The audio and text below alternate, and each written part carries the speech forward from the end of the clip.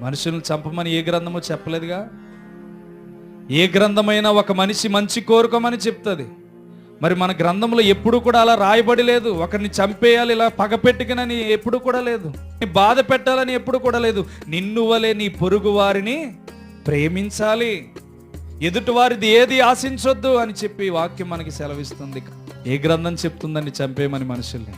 తన భార్య ఒకటే అంది, మనం క్రీస్తుని ప్రకటిస్తున్న వాళ్ళం, క్రీస్తు కొరకు బ్రతుకుతున్న వాళ్ళం, క్రీస్తును మన క్రియల్లో ఈ సమయంలో చూపించకపోతే ఆయన పడిన కష్టానికి ఏముంటుంది అర్థమని చెప్పి తన భార్య ఒకే ఒక్క మాట అంది, ఎవరు హత్య చేశారో వాళ్ళని విడిచిపెట్టేయండి.